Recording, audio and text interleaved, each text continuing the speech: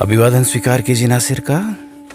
दोस्तों, जीवन का यूं तो हर लम्हा एक चरण है, हर दिन एक चरण कह सकते हैं, या आपका जब जन्मदिन मनाते हैं तो आप कहते हैं कि मैंने इतने चरण पार कर लिए। लेकिन कुछ कहने वाले कहते हैं कि जीवन के 4 चरण होते हैं। 60 साल की उम्र में कार्यस्थल आपको ख़त्म कर देता है। इससे कोई फ़र्क नहीं पड़ता कि आप अपने करियर के दौरान कितने सफल या शक्तिशाली थे, आप एक सामान्य व्यक्ति बनकर लौटेंगे। इसलिए अपनी पिछली नौकरी की मानसिकता और श्रेष्ठता की भावना से चिपके न रहें।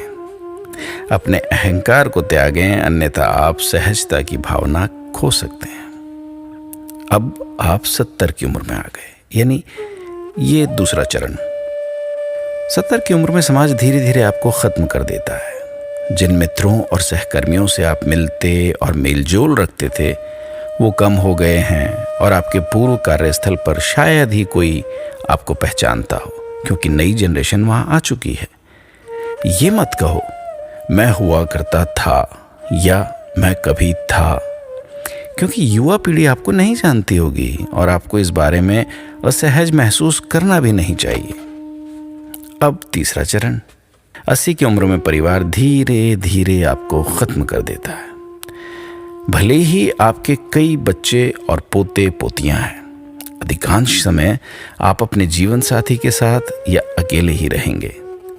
जब आपके बच्चे कभी कभार आते हैं तो ये स्नेह की अभिव्यक्ति है, इसलिए उन्हें कम आने के लिए दोष ना दें, क्योंकि वे अपने जीवन में व्यस्त हैं। चौथा चरण यानी अंतिम चरण, 90 की उम्र में।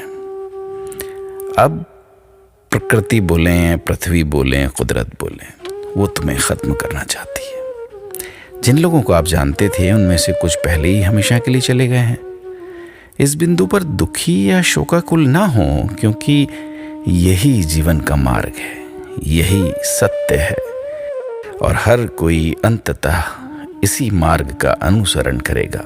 सबको लौट कर जाना है, कोई रुकने वाला नहीं।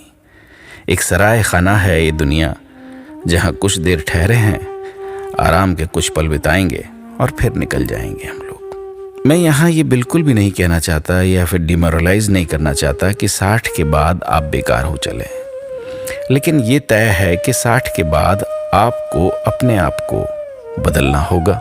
जो परिस्थितियाँ हैं उसमें अपने आप को ढालना होगा, उनके साथ तारतम्य बिठाना होगा, सामंजस्य करना होगा, और तब जाकर जो परिस्थितियां हैं उसका आप मज़ा ले पाएंगे। उम्मीद है आप मेरी बात समझ रहे होंगे। अपना ख्याल रखिएगा।